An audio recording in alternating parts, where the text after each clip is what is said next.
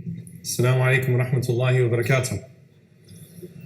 Bismillah ar-Rahman ar-Rahim. Alhamdulillahi Rabbil Alameen. Wassalatu wassalamu ala Rasulih al-Kareem wa ala alihi wa sahbihi ajma'een. The topic that I have is not a very funny topic. It's not very interactive. So I want you guys to forgive me for now, but it deals with a subject that I think hits home for all of us, and that's the subject of grief, al-huzn.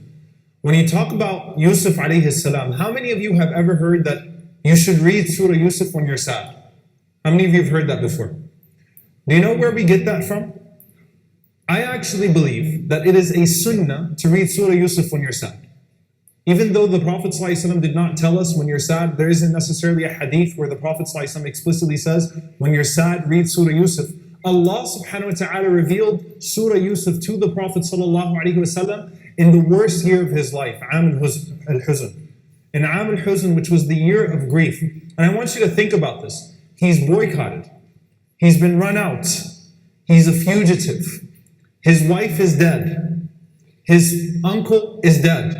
And not only that, he's being told, sallallahu alaihi wasallam, that he is the reason why they're dead. That it was this message that you brought, this thing that was not known to the Arabs before that you brought to us, that killed your wife and killed your uncle. You know that emotional guilt, subhanAllah, is far greater than any sort of pain that you could actually experience by losing someone. Being told that you did it, that you are the cause of their deaths. He goes out, sallallahu alayhi wasallam, to Ta'if, and he's rejected in Ta'if with the worst rejection that he has ever faced. And he faces the worst day of his life when he is completely turned away. So he is facing dead ends in every single aspect of life, and Allah reveals to him Surah Yusuf to comfort him. And so it's a sunnah for us as well to go to this magnificent surah when we find ourselves in huzn, when we find ourselves in grief, and to reflect. Now with the Prophet sallallahu alaihi wasallam, one of the things about him and Yusuf alayhi salam, and the reason why Allah decided, or one of the reasons, the wisdoms of Allah telling the entire story of Yusuf in one shot, as opposed to the way that He tells the stories of the other prophets subhanahu wa ta'ala, is that the story of Yusuf alayhi salam directly parallels the life of the Prophet sallallahu alaihi wasallam. He was beloved to his people, in the hands of his family members, and his family members told the Prophet ﷺ that we are with you no matter what you do. Beloved by everyone. And then suddenly he is thrown out by his family members. And suddenly the Prophet ﷺ, now Yusuf ﷺ was thrown into a well and turned into a slave in a strange home.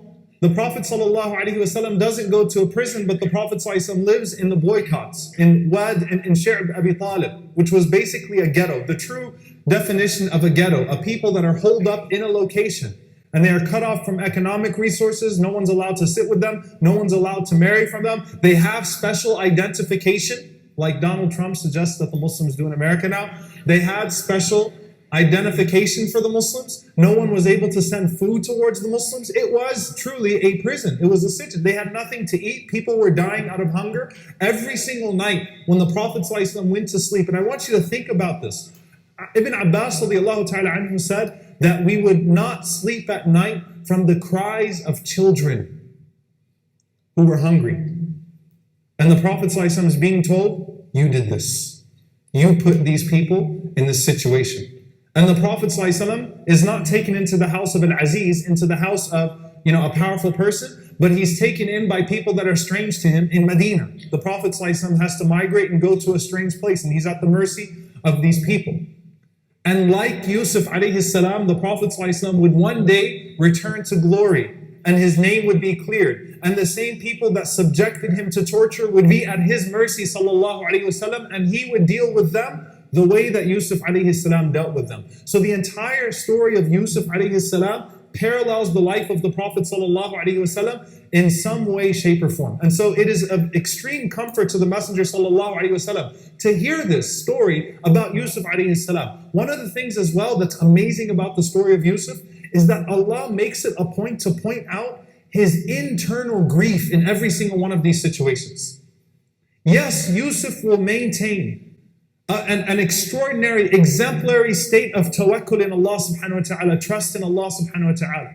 His character shines in every single one of these instances. He does exactly what you would expect of a prophet of God. Everything that he does is befitting of a prophet and a man who believes in Allah subhanahu wa ta'ala. But even with that, Yusuf gets hurt on the inside.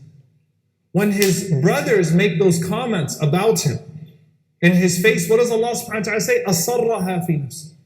He swallowed it. It pains him on the inside to hear his brothers speak about him in that fashion. He swallowed it on the inside.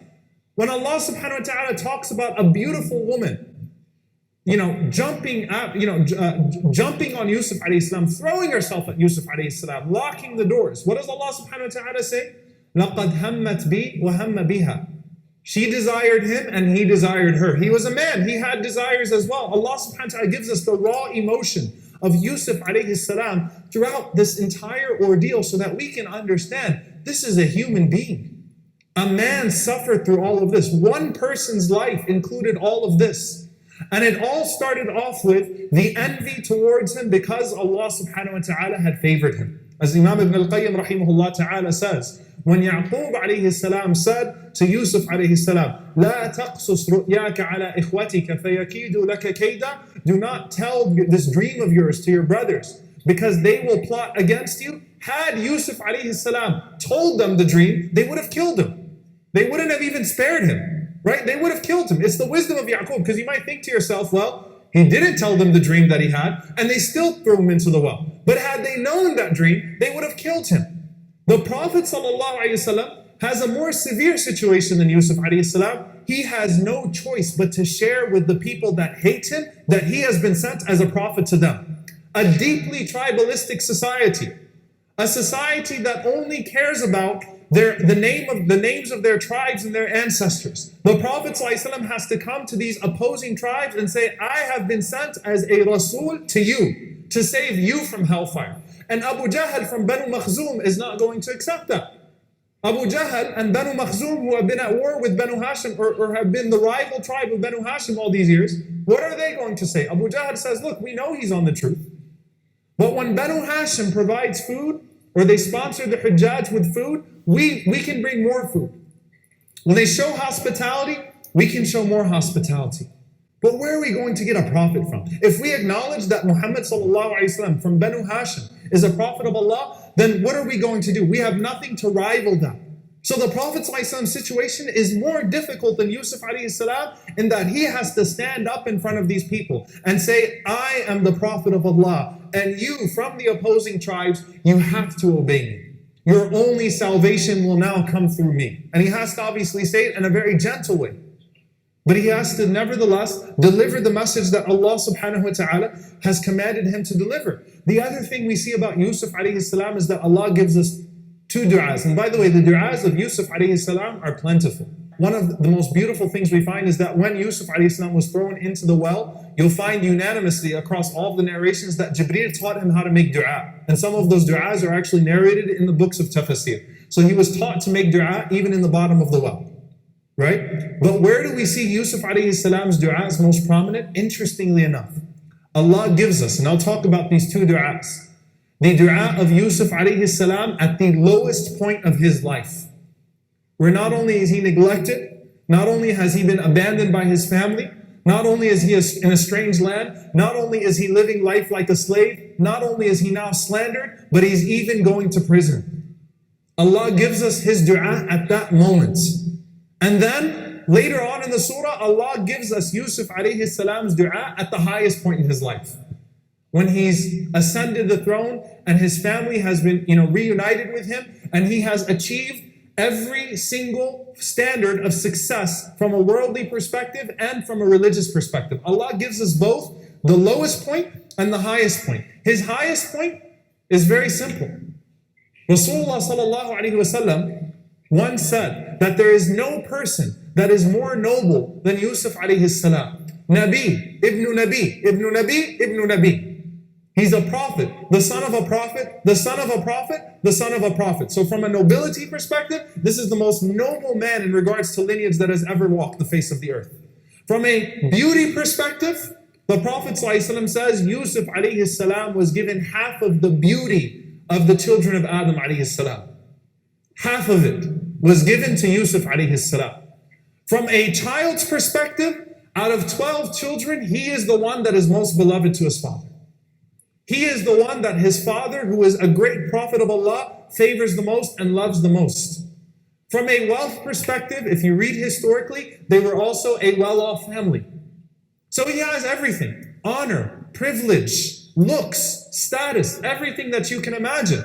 At the lowest point in his life, he has no family. He has no reputation. He has no money. He has no protection. And he has no future. Because when you're in a prison cell, you don't see the end. You don't see the light at the end of the tunnel. You're being thrown into a prison cell where you will reside for the rest of your life. SubhanAllah, I mean, this man has gone through everything that you can possibly imagine. And that's why Imam Ibn al-Qayyim rahimahullah ta'ala says, there is no man in the history of the world that has had more tahawul in ni'mah, that has had more fluctuation in regards to his blessings in life than Yusuf alayhi salam. He has lived every single portion of life. I mean, he's been in every single position. He said the Prophet sallallahu alaihi wasallam, we also find with him that he has lived in every situation. He knows what it's like to be in poverty, alayhi salatu wasalam. The Prophet ﷺ has lived in utter poverty. Then he knew what it was like to live in a state of wealth. Okay? وَوَجَدَكَ عَائِلًا فَأَغْنَى. Allah subhanahu wa ta'ala found you poor and Allah subhanahu wa ta'ala made you rich. He marries Khadija radiallahu anha. And the Prophet ﷺ experiences what it's like to be wealthy. He knows what it's like to barely make it. Al-kathaf. What's called al-kathaf, which means just making it, to eat just enough, to have just enough to get by. The Prophet ﷺ knows what it's like to live an obscure lifestyle. He was a shepherd on the outskirts of Mecca for many years of his life. He knows what it's like, sallallahu alayhi wasallam, to be respected without having any money, to achieve a position of integrity and respect in society, not using any of the traditional means of money and so on and so forth. He knows what it's like to be respected and be wealthy. He knows what it's like to be slandered, sallallahu alayhi wasallam. He's been through it all. He knows what it's like to be a follower. He knows what it's like to be in charge of his own followers. He knows what it's like to have his own enemies at his mercy. I mean, you talk about a fluctuation in life. The Prophet ﷺ has lived through it all. And so has Yusuf alayhi salam. And that's why Imam al-Ghazali rahimahullah ta'ala says something very profound. He says the two essential qualities of a Muslim's character are sabr and shukr. Patience and gratitude. Patience and gratitude. And he said all that sabr is, the only thing patience is gratitude in times of hardship. Sabr is to still be shakir, to still have shukr when you're going through hard times. Why? Because what is patience? To be able to look at what you still have and say alhamdulillah. Something has been taken away from you. You've been afflicted with a major tragedy, whether it's the loss of a person or the loss of wealth or whatever it may be. And you're able to still keep things in perspective and say, you know what, I'm still okay. You're able to still be grateful and see what you still do have, that Allah has not taken away from you. So it's shukr in times of hardship. Whereas he says, shukr is sabr in times of ease. Gratitude just means to be patient in times of ease. What does that mean? Whenever you reach a position of privilege and your lifestyle is great, to still be patient with the things that you will never be able to attain except in the hereafter. To not crave even more than what you do have. So to be patient with the restrictions that this life inherently contains. So sabr and shukr are really one quality in the same, right? It's the consistent character of the believer that no matter what happens to his circumstances, he still turns back to Allah subhanahu wa ta'ala at all times, and he still expresses a sense of gratitude and an ability and a willingness to take it as it comes. And you know, a lot of times, subhanAllah, in this regard, one of the most phenomenal things about both Yusuf alayhi salam and the Prophet ﷺ is that usually when people make it, when people have lived in difficult circumstances and then they make it, they become rich, they become famous, they have authority, usually they feel like they have to overcompensate for the time that they had in this world where they were low. So they're arrogant, they change, right? They'll act with a sense of entitlement even though they once lived in a state of poverty. Do you see the Prophet ﷺ's character change? Do you see Aisha radiallahu anha saying the Prophet ﷺ was amazing, but then, you know, after Fatih Mecca, he started to get a little bit more like this and a little bit more like that? No. Did the Prophet ﷺ stop sitting with Bilal radiallahu anhu sitting and Khabbab ibn al-Arat sitting on the ground with the same clothes, demonstrating the same graceful personality. وَلَا يَأْنَفُ رَسُولُ اللَّهِ صَلَّى اللَّهُ عَلَيْهِ وسلم أَنْ يَمْشِيَ مَعَ الْأَرْمَلَةِ وَالْمِسْكِينِ وَيَقْضِي لَهُمُ الْحَاجَةِ. As Abdullah ibn Abi Awfa says, I have never seen the Prophet ﷺ too proud to be walking around with orphans and widows and carrying out their needs for them, fulfilling their needs. He didn't change. His circumstances changed dramatically, but he was the same person. You know how many times I've had married couples in front of me? And, mashallah, Allah subhanahu wa ta'ala, manna alayhim, Allah gave them great things, and they used to live in a state of poverty, and they used to barely be making it in an apartment. Now they're living in a big house. And the wife says, I wish we were still poor. I miss the poor you. I miss you when you were humble. Because you changed. You became arrogant. You became prideful. It's natural that when circumstances change, our character and our behavior changes as well. One of the most beautiful things about Yusuf alayhi salam, when he was in prison, the prisoners saw him in prison at the lowest point in his life, and you know what they said?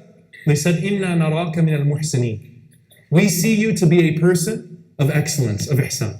We can tell by your behavior. We can tell by your prayer and your devotion. We can tell by your character that you're not like everyone else. You're a muhsin. We don't know your story.